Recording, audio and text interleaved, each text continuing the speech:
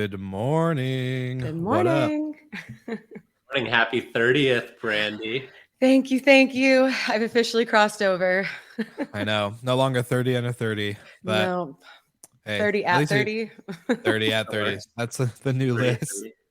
I 30 like for it. 30. Exactly. I like it. Well, it's good to have you back on again too. We told everyone that you'd only be once a month, but here we are 2 weeks in a row. I know. You've convinced me to come on more than once, so happy to do it. I don't The know. Our numbers don't lie. producer, I was gonna say, our producer was talking about the numbers and how great you push them, and yeah. So yeah, I figured it was an easy choice, but no, seriously, it's really good to have you back on. Excited to hang out with you guys next week in person. And we're not gonna have this like little where is it at? This little divider between all of our faces will actually be on one screen, so it'll be really cool to. But on Tuesday, not Monday. Are we moving it to calendars. Tuesday? Oh, okay, we are moving it. I gotta change my calendar. The organization is incredible. Prime.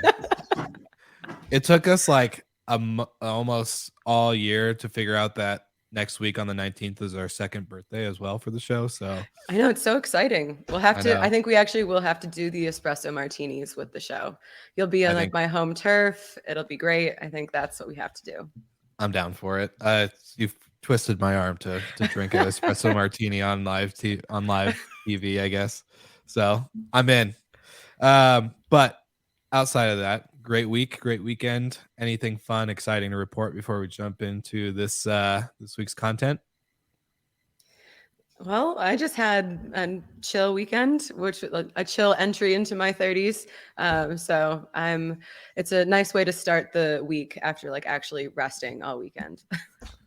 I like it. And Nothing too last crazy. week was a really hectic one. If you want to bring up the first article, we officially launched. So all sorts of different things happen during launch week, as many listeners on here know, but all very exciting, and it was wall to wall every day and still is. Welcome to startup and founder life, man. It's fun though. It's so fast paced right now. There's so much opportunity that we have to kind of start being selective on which directions we go, but some cool things that hopefully in the next 6 months or so we can continuously share over with our live audience. I wonder what you're talking about. I can only imagine the amazing projects behind the scenes. That's so good. But yeah, congratulations, man. And then Damien Sheridan, Irish Coffees next Tuesday. I think we're gonna have to do it. Yeah, I think so. We can. The type of drink is open for debate. Yeah, so 100%. Well, we'll have to do it live in person in Miami, which is going to be in Brandy's turf. And then we have no choice but to do a European tour travel of castles. We have to check out the brand. We can only take your word for as much as you say, right? Like we have to actually experience it. I've done a show live from one of our properties. You have? Back in July. Yeah. But still. We have to see it. If we're going to promote it, we have to be 100% confident. Yeah, that's fair. It's free press. As soon as our producer flips the bill for us to get out there, then let's go. Yeah. We are looking for sponsors. Delta? Yeah, Delta Airlines. I love it.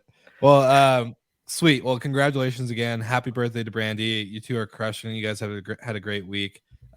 Pretty chill on my end. Just traveled to Orlando. That was about it. So nothing too crazy. But we have a cool topic. I know we've discussed it before, but this is going to be the first time with Brandy actually partaking in the conversation, because we've had Michael Ross, who is the founder and CEO of Bidroom. He, covers all things subscription and membership.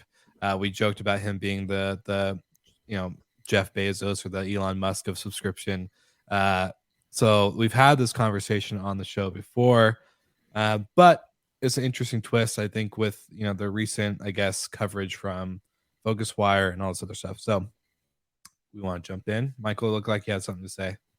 No. You had that face. I know it. No, Ross always wanted to talk subscription travel, so now that we're Yeah, now that he's not on the show anymore, we're just bringing it up again. I love it. Go ahead, Brandy.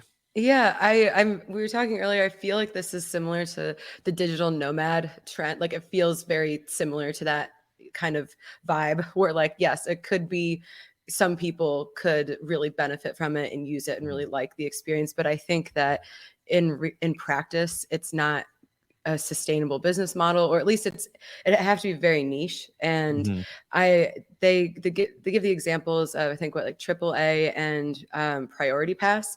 Mhm. And so yeah, I guess I don't know if I would count I guess AAA does some travel things, but I don't know if that's what comes to mind when you think like travel subscriptions. And so I would just be curious to see how this would evolve, because one thing I've just anecdotally noticed from my personal life is like all of a sudden you accumulate all of these subscriptions and it's like, Yeah. why do you have all of these and do you really need it? If people, I think some of us take a lot of vacations just because of the industry that we're in. But if you're just the average person who's taking maybe 1 or 2 vacations a year, like, is that really necessary? You know? So I guess it would really depend on what the core product is. But I think there's a difference between you like having like a Quip toothbrush subscription and then having like a travel subscription. So yeah, I think what you've seen be somewhat successful. If you follow the stock ticker, it's not the most successful, but in terms of travel subscriptions, Inspirato is about as recognizable as it gets, but that only plays in the high net worth individual category that can take more than 2 weeks off a year, right? What to me is a missed opportunity for a lot of these travel subscription companies is the B2B play. Because if Delta had a subscription partnership with Deloitte and all of their consultants that are flying around every week, every month, every whatever, that basically buys their loyalty, and maybe they give them a 20% discount on all flights booked. You know, those types of subscriptions make sense where you're essentially buying loyalty. But the average Joe staying somewhere 1 week a year, that's called a timeshare. Like that model has existed for 60 years. It's quite lucrative because they're often overpriced and underutilized. So the subscription model on paper, if you're a novice investor looking at a business, it looks like a home run, right? You can scale into oblivion with a travel subscription where maybe it's $1,000 a month. That's a ton of money, and you get, on paper, you draw your metrics to 20 million subscribers. Yeah, it looks great, but Yeah. the reality is far from it. And scaling the mass market subscription travel space yet to be seen.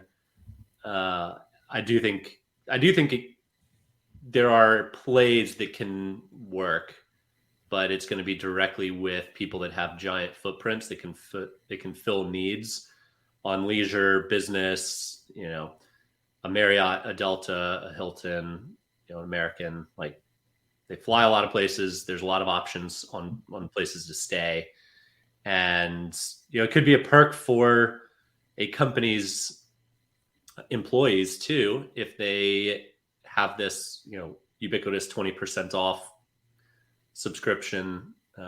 They can use it for their personal trips as well, which would be a nice little perk. Well, then at that point, it's not really like a subscription. It's really just a partnership between two huge companies. But I would agree that would be a pretty sweet perk, a good incentive to work for a company like that. I know you're buying your future revenues and discounts, right? Like you give us $1,000 a month and we'll give you 20% off, which, it in many cases would probably pencil for Deloitte employees. Yeah. Well, let's say I know for a lot of like the conversation we were having behind the scenes, a lot of us do work, not like us in general, but the industry, vacation rental operators, or even any type of sales. Usually you kind of work on some kind of commission structure rather than a subscription. I think the part about it I like about the subscription, and you guys are totally right. I don't think it's not possible to be in mass, consumer behavior. But I think for the specific niche categorized or the specific, quote unquote avatar, it's a good fit if it's beneficial. The one thing from an operation standpoint is I think you can only reach a certain cap. Like I would love to know that I have a set guaranteed revenue coming in from subscriptions, but then that also kind of limits kind of my ceiling of where I can hit versus if I had a mix of commission and subscription, for me, that means my commission structure could still, can continue to grow and grow and grow. Versus I feel like the subscription model, like again, it only fits a certain, demographic that wouldn't be able to really scale, like you said, to 20 million users or whatever. But that's just kind of my opinion. Well, have a mix of both. Brandy, does Sextant do partial guarantees with upsides? Potentially. Yeah, and of course, so that's not uncommon, but I don't know. Yeah, I think I don't know how I was thinking about this article. You can kind of like massage the definition of subscription into any of these different like definitions that we've given so far. But I was thinking about some of the subscriptions that I have and kind of what their equivalent would be in this space. And I just don't like what's something, what is the subscription that they're that we're going for in the travel space? Is it you belong to this hotel group and you get, this 4 days a month, every month for this price? Is that the subscription? Is it like a perk, like the priority pass, which I'm pretty sure everyone just gets for free now with their credit cards? Like what is like, I'm having a hard time imagining what like the actual product would be for the regular consumer and not like the airline to Deloitte, version. Yeah. I mean, you have to have a company that has massive scale for it to be attractive. Mm-hmm. Like, yeah, Sextant couldn't do a subscription unless it's a business that is split between Miami and New Orleans. New Orleans and Miami. Yeah. So, there's only a few companies in the world that could even offer an attractive subscription. But, if I don't spend $12,000 a year on Delta, but if Delta had $1,000 a month membership that's, 2 trips a month and you can do like 2 or 3 international trips a year, I'd probably sign up for it and they'd squeeze more revenue out of me. I would use it more, but that's kind of the draw for someone who's looking at doing a subscription model, to squeeze more revenue to get what Will's saying, that guaranteed, like we can take this to Wall Street and say we have $600 million guaranteed coming in every month on top of all of our bookings. And then as a traveler, it's something you would utilize. And there's just not too many scenarios that makes sense. If Vrbo did it, people only do 1 or 2 big vacations a year where they're going to book a Vrbo property, right? Mm-hmm. So again, it probably makes a lot more sense on the business travel side of things than it does on the leisure side. Let's say for I kind of want to ask this question to our live viewers right now, but do you think there's anything like subscription wise that you would use? And then the question for you guys is, going into kind of some past conversations that we've had, we even had an episode called like great in theory, but not practical or something like that. And do you think like Airbnb, like let's say Airbnb has a massive audience, they have tons of eyeballs on them every month. Would they ever come up with a monthly membership fee where it's like, hey, you're a traveler on Airbnb, you pay, let's say $500 a month or less, it gives you even $100 a month. $100 a month, and this gets you X, Y, and Z perks. Just like how the way I think about it is like, Marriott's Bonvoy membership, or their points, that converts into dollars on the hotel or the operator side, but not the rate or ADR or any of the rack like pricing that they have on the back end. Like when I was a front desk agent, someone redeemed like I think it was 40,000 points, and that equal to like $65 per night pricing or per rate for us, which sucked because like we were we were doing like killer numbers outside of that one, but he had the points and it converted to that dollar amount. So do you think Airbnb or any type of like platform with that type of audience would ever go into that, I really hope not. Because for exactly that reason. And I mean, I think this is where it becomes that gray area is like, I could see Airbnb maybe doing like loyalty points, kind of like the Bonvoy members, and then those convert to cash. I think that makes more sense. But yeah, I think it gets tricky when your supplier, like Airbnb isn't the supplier. So you have to kind of contend with that aspect. But I mean, I can see whenever they ever given it into the supplier. Right. Don't get Brandy started again this week. I know. No, I just fire up.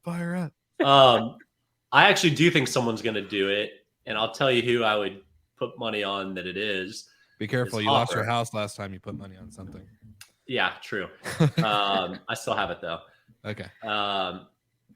Hopper is all into these various fintech products and trying things out like price freeze or pay as you go is not a new concept, but adding it to a platform is probably helpful for the mass audience. So if anyone's going to do it, my money would be on Hopper and I would probably guess they're already working on models and things like that. Will it work? I don't know. Are the Hopper users the right demographic? Probably.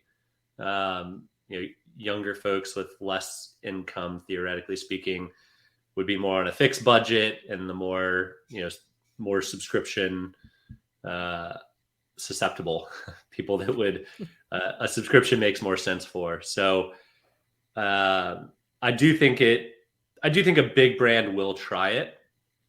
Airbnb had kind of talked about it for a long time. Mm-hmm. I think it'd be a disaster if Airbnb did it, quite frankly, just because so many different properties, so many different pricing schemes. I know all of the hotels complain about different loyalty programs and how it's just a nightmare for hotels. Mm-hmm. Imagine doing that across millions of individual hosts. Yeah, like the logistics of all of that. You have like someone who just like rents out their place for a couple weeks a year, and like them to, big operators. I think just dealing with that would just be a logistical nightmare, getting everybody on board, having terms that everybody agrees to. I would be incredibly unhappy if someone was able to book like New Year's Eve in Miami for $65 a night. Yeah. So, yeah. Yeah. On our end, like we're a smaller, like compared to Sexton, we're a very small management company, but like I would love to have like our loyalist guests that like stay at our snow cabin in the winter, and then our Seattle, big like waterfront property and our other like kind of like local property. I would love to have them like pay $1,000 a month just to get, into these like preferred properties that they love staying at before, versus like losing out on the dynamic pricing tool that we're paying money for to like actually jack up a rate so we actually make more money. So it's kind of like a pro and a con in my head. Just like it'd be great in theory to have like it for the slow months, especially when you're not driving as much traffic. But like you said, I think New Year's Eve and like all the other stuff, like I would want to block out and make sure that our revenue tools are doing their thing on the back end, as well as us kind of watching the market and seeing what other property competitors are doing just to ensure that high revenue. But yeah, it's a little mix of both. Sweet, good stuff. Another article came out. So more regulation, more conversation around affordable housing and why limiting short-term rentals is kind of big on the docket. So Brandy, you kind of mentioned this in our group chat. I want you to kind of take the lead on what you've seen. Yeah. It's I just, like I mentioned kind of before, where this is a very nuanced conversation that I think, and those nuances get lost all the time. And so it's, there are some communities, like the article mentions Ocean City, New Jersey, I think, maybe these towns that don't have a big housing supply anyways are feeling these effects. And I've seen that, anecdotally. My family has a place in the Adirondacks in upstate New York, and there, that's an entire region that's built off of people going up for seasonal vacations, but you're finding that the local housing supply is also now being used for short-term rentals or people coming up for the summer, whatever it is. And I think there is happening there is what's happened around the country is there's just a backlash to all STRs without really thinking about what that means when your entire local economy is built off of people vacationing. So I think my plea is always like rational and reasonable regulation, because obviously you need to have a workforce that can afford to live there to, support that entire like the logistics of that economy. But I don't think that happens because people, it's very emotional. People are getting, priced out of where they've lived forever. So that's tricky. But then, when you go into more urban areas, I think that changes a bit. Not that I'm biased at all, but like there's obviously going to be more supply, right? So I think that conversation changes, and it's also different depending. Like New York, obviously incredibly tight housing market, but in New Orleans, it's not like it obviously just depends. Yeah, I'm with you on like the really small destination markets. I know the Outer Banks on Saturdays in the summer buses people in for turns and maintenance from 2 or 3 hours away. Living in the Outer Banks, is probably unaffordable to most people anyway. But when these arguments come up in New York City citing affordable housing, it's laughable. Yeah. My office in New York City would probably cost $2,000 a month. Oh, yeah. Laughable.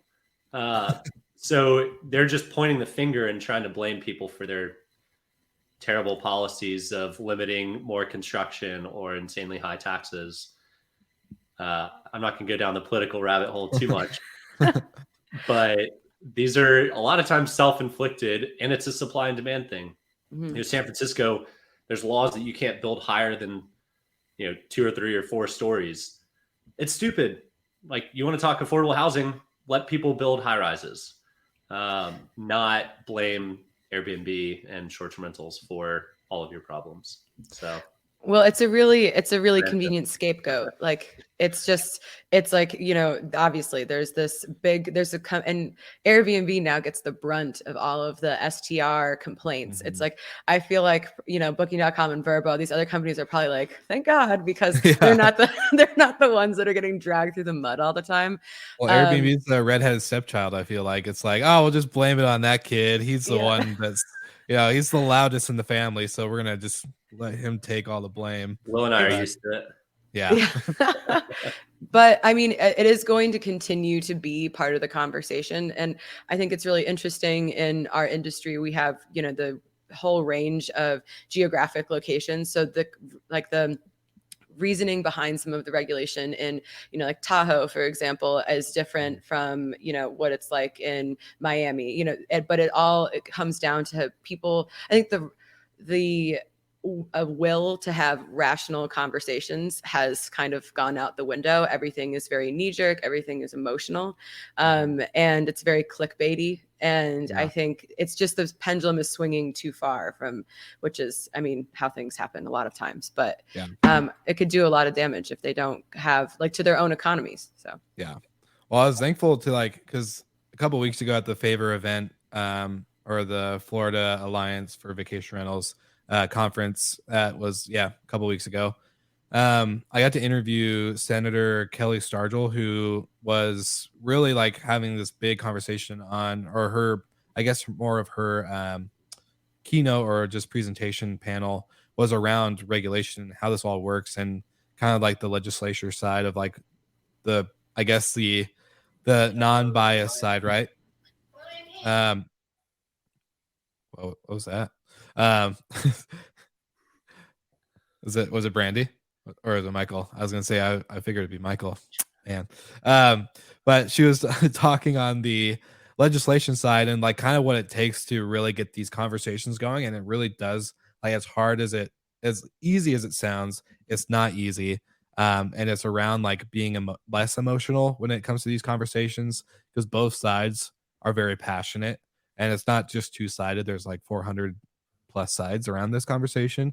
But I think the regulation point of the less emotional you can be and the more logistic you can be, and like actually just bringing the facts and like data, which like we have tons of providers in the industry that are able to supply. So like I think from a regulatory standpoint and like a legislation standpoint, the more like operators, yes, hosts, big PMs need to be involved. But let me finish my thought. It's just that I think the tech side needs to get on too, because they have the data, they have the numbers that show. Like AirDNA does a lot of advocacy work because they have the numbers. They can show it. I would love to see noise companies and property management software is getting involved as well. Like obviously they are involved, but just bringing that more as a kind of a, hey, here's the actual numbers, rather than here's a passionate host who rents out their short-term rental or their vacation home or their third bedroom a couple weeks a year. So now you can go, Michael. You're not wrong. Logic should play a large role in policy. Sadly, it doesn't. Yeah. So you have to present the logical arguments, but you also have to bring in the emotional plays, which is why an Airbnb does a decent job at this, telling the stories of single moms who make rent because of renting out their extra bedroom on Airbnb. You have to tell the stories. Rent Responsibly has a whole like storytelling section of their policy, just because emotion is what sells. Emotion is why people vote in certain ways. Logic, people justify their emotions with logic. So they're going to anchor onto whatever logical bullet they think justifies their emotional decisions. So I would say, yes, get data out there, but don't forget to tell stories along the way. Well, it makes sense because you're part of the storied collection. But I was gonna, the big thing from her point, and just to clarify, was that people get too emotional and they don't bring any logistics to the table. So it's more or less like, I would just say, yeah, just stop going in there, because they don't care. Like at the end of the day, like if they do care, but like they don't care enough if you're just gonna yell and complain. Like they're not gonna hear, like on the legislation side, they're not gonna hear it. It's just straight. If you hear someone nonstop complaining and pointing fingers and really just being kind of irrational, they're gonna tune you out and they're gonna listen to the other side that does bring the data and the numbers and maybe some stories as well. But logistically, I think from a government standpoint, they're not going to care that it's just a story. They need to see both stories and the numbers behind it. So, yeah, but politicians like to tell stories too. So you have to give them the story and let them retell it. Yeah, you have to be a salesman. You have to really, like with anything, you have to be convincing of your point. So it is that kind of balance between story and data. Yeah. Sweet. We're just ending it perfectly on time too. I think that's the first. It's like we're pros at this. I know. We finally got our 30-minute conversations down. Any exciting things you guys have coming up this week before we wrap it up? No, I'm just excited I'm about to go back into like a mini conference season. So I'm excited to see you guys in person next week. Yeah, getting ready. I gotta, Miami. Yeah, gotta get my body ready for late nights.